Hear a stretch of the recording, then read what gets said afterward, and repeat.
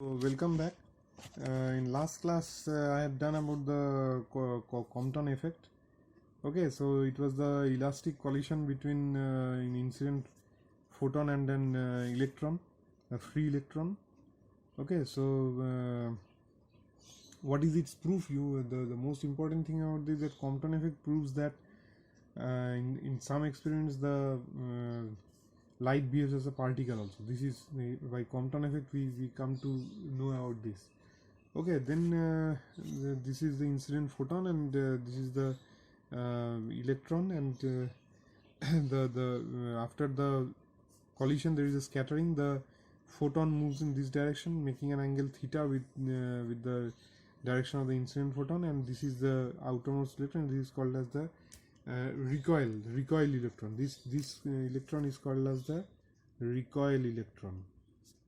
Okay, this electron is called as the recoil electron, and this angle which it makes with the direction of the incident photon is called as the angle of recoil.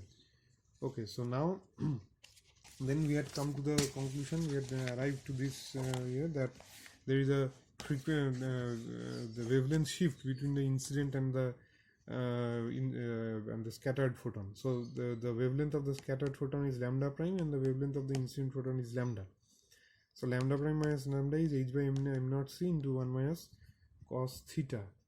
This one is not cos 0, this one is cos theta. Okay, so theta is the angle of recoil. Okay, so delta lambda is equal to this h by m naught c 1 minus cos theta, where lambda c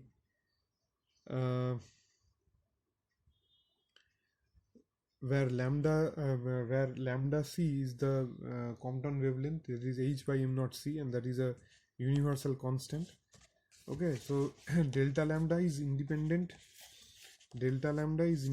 of the wavelength of the incident radiation. Okay, so here wavelength of the, it doesn't depend on the wavelength, it does just only depends on the angle of recoil, that is theta, nothing else. Okay, so now we'll come to, that is the relation between the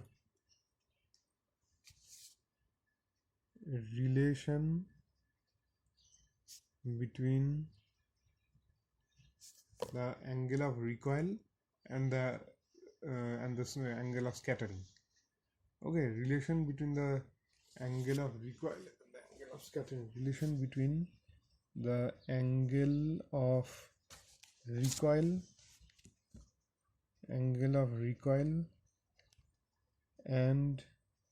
the angle of scattering. Angle of recoil and the angle of scattering. Okay, so this is, I mean, not much. You have to just remember the ultimate formula. You don't have to derive it. Okay, so what is it? Cot of phi is equal to 1 plus alpha into tan of theta by 2.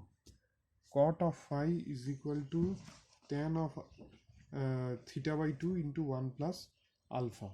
Okay, where phi is called as where phi is equal to the angle of scattering. Phi is called as the angle of scattering. Theta is called as the angle of recoil. Theta is called as the angle of recoil. Okay, and alpha is the Compton wavelength. Alpha is the Compton wavelength. Sorry. Alpha is not the Compton wavelength. H by m0c is the Compton wavelength, and alpha is h by m naught c square. Okay, alpha is known as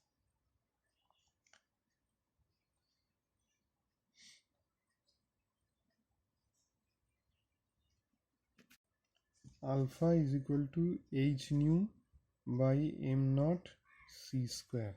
Okay, I'm again writing here, alpha is equal to h nu by m naught c square. That is called as alpha. So this is the relation. This is the relation between the angle of scattering and the angle of recoil. This is the relation between the angle of scattering and the angle of recoil. Alpha is equal to h nu by m naught c square. Okay. Okay, now the next thing is that the kinetic energy of the electron, kinetic energy of the electron. Okay, this is I mean, you have to remember, I mean, this is a very short derivation, so you can remember it very easily. Okay. Acha, how can you calculate the kinetic energy of the electron? So what will be the kinetic energy? At first, I mean, at first the electron was at rest. At first the electron was at rest, so its energy is equal to its rest mass energy. Its rest mass energy, and rest mass energy is what? M naught c square. Okay, so after collision, what happens? After collision, its energy becomes, mc square, because after collision it has got a velocity, it moves with velocity, so it's a relativistic particle, its velocity is very high compared to that applied, so its mass will change with velocity. So therefore kinetic energy of the recoiled electron is equal to what? mc square minus m naught c square will be the kinetic energy. Okay, so now this mc square minus m naught c square, this will be what? This will be equal to h nu minus h nu prime. Okay, how? Now you see here from this equation number 1, you see here I have written mc square minus m naught c square, so that will be what? H nu minus h nu prime from equation 1. Okay, mc square minus m naught c square, so it will be h nu minus h nu prime. So from equation 1. Okay, from equation 1. Okay, so how you can write now? So this will be h into nu minus nu prime. Okay, what will be that? So this will be h into nu minus nu prime. What will be nu prime? What will be nu prime now? So nu prime will be actually nu by 1 plus 2 alpha into sine square theta by 2. Okay, this you can remember, this nu prime, this is the relation between nu prime and nu. You just remember this. I mean you don't have to derive. Means if you have to derive, then you have to do actually this thing. That is it, because the derivation of this thing you will have that. Okay, so this is the thing. So now what will you get now? So this will be kinetic energy of the recoiled electron. This will be, so h nu, you can take here h nu you can take common, so this will be h nu into 1 minus 1 by 2 alpha into sine square theta by 2. Okay, so this will be h nu into if you do all the simplifications here, it will be alpha into 1 minus cos theta by 1 plus alpha into 1 minus cos theta. You can simplify it, you can keep it like this also, no problem. Okay, so this is the kinetic energy of the recoiled electron. Okay, This is the kinetic energy of the recoiled electron which we get. So this is the thing. Okay, so now now in the experimental setup of Compton effect, like in the Compton effect, what happens is that in the incident light, if you plot I versus this, if you plot in the y-axis you plot I, and in the x-axis you plot lambda. Okay. So if you plot I versus lambda, then for the before scattering, if you by a detector, if you measure the intensity, you will see that one peak is coming. Okay, one peak is coming like this. Okay, now after scattering, if you take the by the detector, if you measure the intensity of the radiation by the detector after scattering, if you measure, then very interestingly, what will you see is that you will see two peaks here, two wavelengths. Okay, two wavelengths you will see like this. This is lambda and this one will be lambda prime. Okay, so this is the graph which you are seeing after scattering by a detector. So what are you seeing that after scattering? See here, here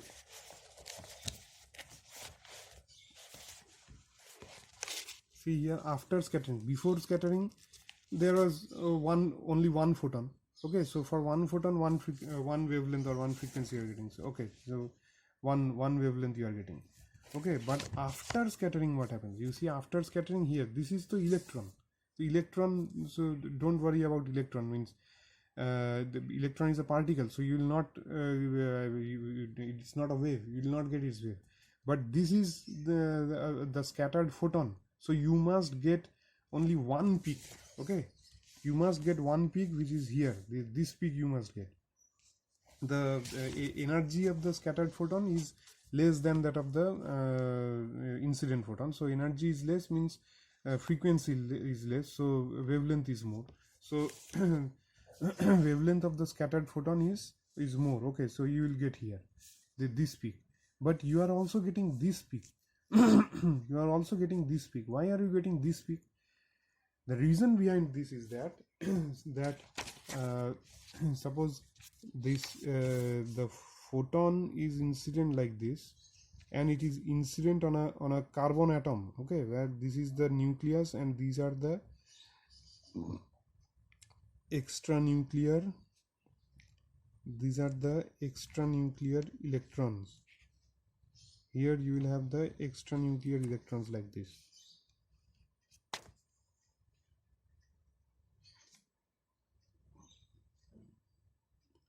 Like this you will have the extranuclear electrons.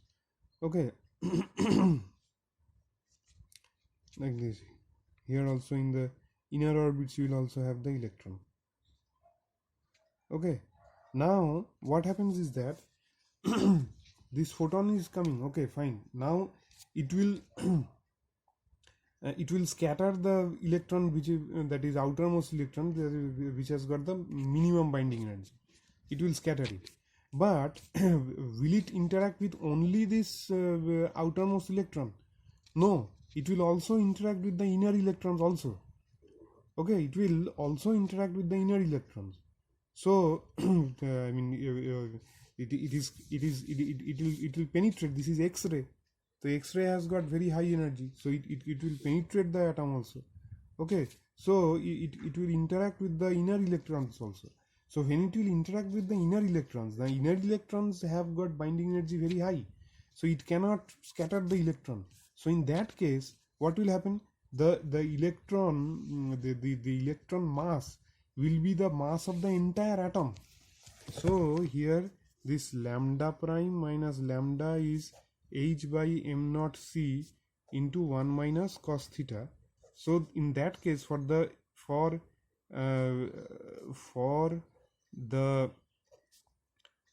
inner electrons,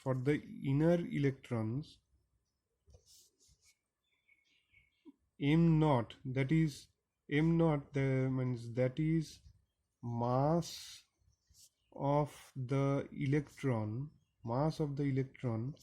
will be equal to the mass of the entire atom, okay, will be the equal to the mass of the entire atom. This, for example, uh, I'll not do actually take that example, but suppose, I mean, in your class, I have entered the class, and the student who is sitting just near the door, okay, he or she is a free electron. Okay, so I mean, I can take that student out of the class very easily.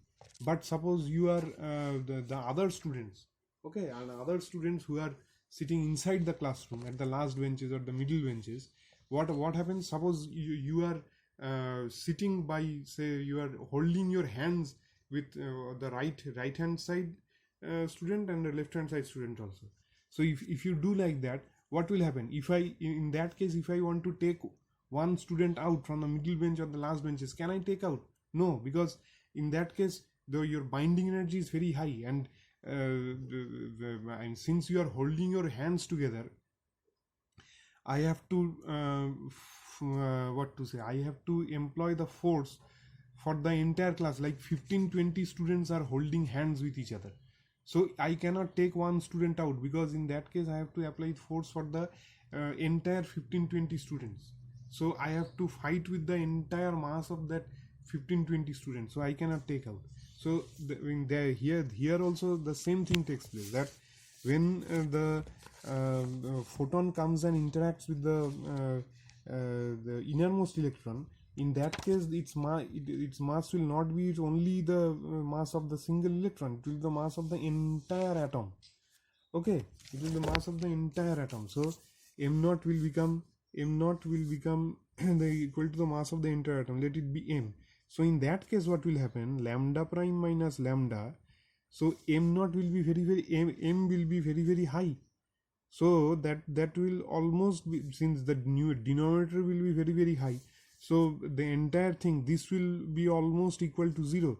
In that case, lambda prime will be almost equal to lambda. So that is why you are getting that for the after scattering, you are also getting the wavelength of the incident radiation also there. Wavelength, this is the wavelength of the incident radiation before scattering. So after scattering, you are getting the wavelength of the incident photon, as also the wavelength of the scattered photon. So this is the reason. So this is called as the unmodified line. This is called as the unmodified line. So question can come for 2 marks, that describe that what is unmodified line.